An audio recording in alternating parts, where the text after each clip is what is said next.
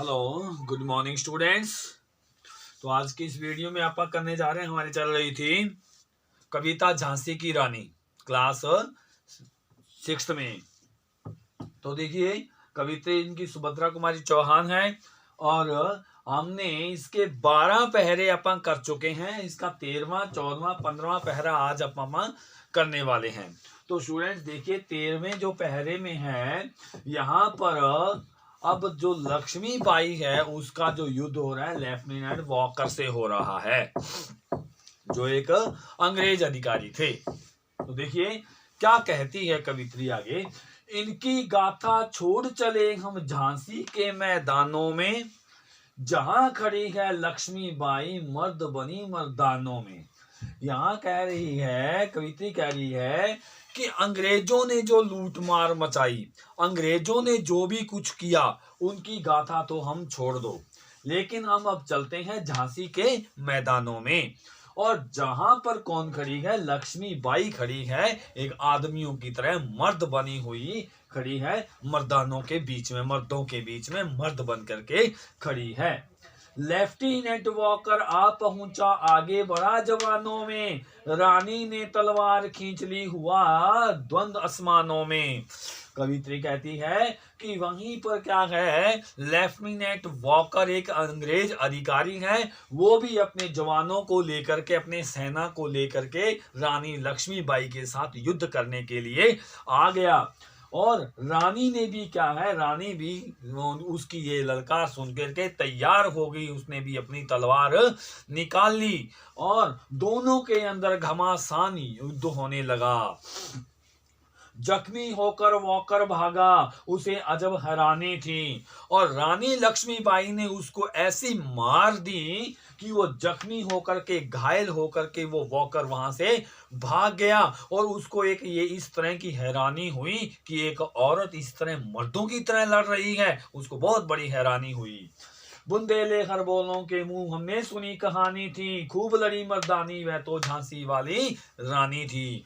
यहाँ पे कवित्री कहती है कि बुंदेलखंड के रहने वाले खरगोलों से हमने रानी लक्ष्मीबाई के बारे में यह कहानी सुनी थी कि वो मर्दों की तरह अंग्रेजों के सामने खूब लड़ी थी।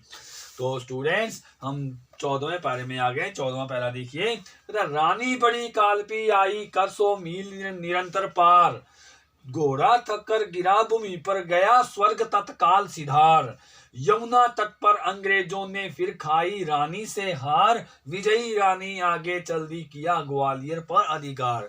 अब रानी लक्ष्मीबाई जो क्या है, बढ़ती हुई आगे चली गई, अंग्रेजों को मारती काटती हुई आगे चली गई और वो कालपी में आ पहुंची। कालपी एक स्थान का नाम है और वो कालपी आते आते उसमें क्या है, लगातार 100 मील यानी 100 किलोमीटर तक वो चलती चली गई। उसका घोड़ा भी क्या था बेचारा, थक कर वो भूमि पर गिर पड़ा था, और भूमि पर गिरते ही क्या है, वो तत्काल सिधार गया, मतलब वो घोड़ा भी मर गया था। उसके बाद भी रानी ने हार नहीं मानी। यमुना तट पर अंग्रेजों ने फिर खाई रानी से हार। अब यमुना तट पर फिर क्या है, यमुना नदी के किनारे अंग्रेजों और रानी लक्ष्मीबाई के बीच फिर घमासान युद्ध हुआ और अंग्रेजों को फिर मुंह की खानी पड़ी, अंग्रेजों को फिर हारना पड़ा, भाग गए अंग्रेज। फिर विजयी रानी आगे चल दी किया ग्वालियर पर अधिकार। फिर रानी वहां से विजयी होकर के आगे ग्वालियर पर जाकर के भी उसने क्या है, अधिकार कर लिया, ग्वालियर में भी अपना झंडा फहरा दिया। अंग्रेजों के मित्र सिंधिया ने छोड़ी राजधानी थी। अब अंग्रेजों के भी क्या थे, ये एक राजा था सिंधिया, ज्योतिषराव सिंधिया बोलते हैं इनको। इन्होंने भी क्या है, ये भी क्या थे, अंग्रेजों के पिट्ठू थे, अंग्रेजों को सारा कुछ जानकारियां देते थे। भी रानी अब ये कर रही है, रानी अब यहाँ आ रही है। तो वो सिंधिया भी जो अंग्रेजों का मित्र था, वो भी रानी से डर करके वो अपनी राजधानी छोड़ के भाग गया। बुंदेले खरगोलों के मुंह हमने सुनी कहानी थी, खूब लड़ी मर्दानी वह तो झांसी वाली रानी थी। अब यहाँ पे कवित्री कहती है कि बुंदेलखंड के रहने वाले खरगोलों के मुंह से हमने यह कहानी सुनी थी कि रानी लक्ष्मीबाई जो है अंग्रेजों के सामने मर्दों की तरह खूब लड़ी थी। तो स्टूडेंट्स 15 पहरा देखिए, 15वां पहरा देखिए। विजय मिली विजयी मिली, पर अंग्रेजों की फिर सेना घिर आई थी। अब के जनरल स्मिथ सम्मुख था, उसने मुंह की खाई थी।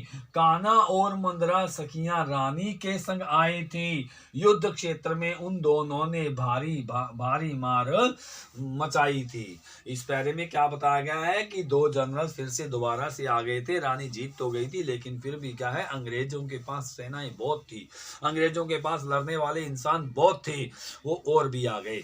तो यहाँ पे कहती है कवित्री कहती है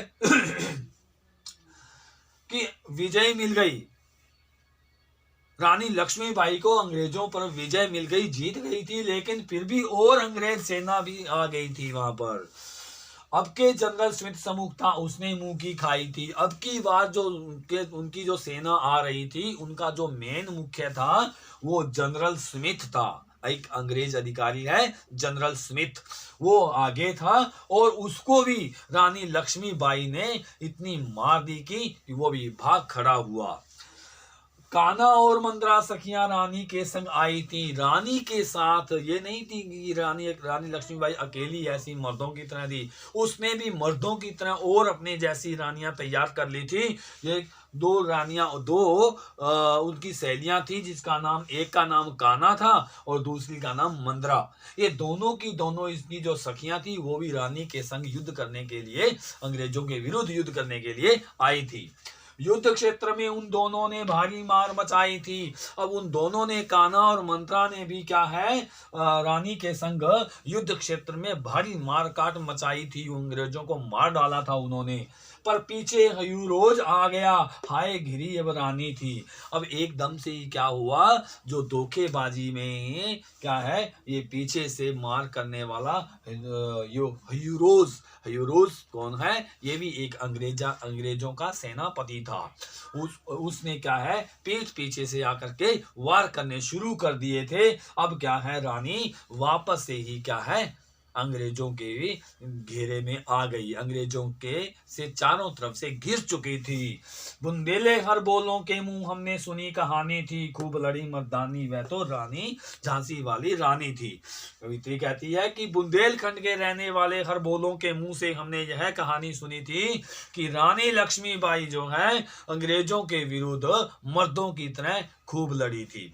तो स्टूडेंट्स, ये हमारे 15 पैरे पूरे हो चुके हैं और 3 पैरे अपने और रह गए हैं, वो हम नेक्स्ट वीडियो में करेंगे। धन्यवाद।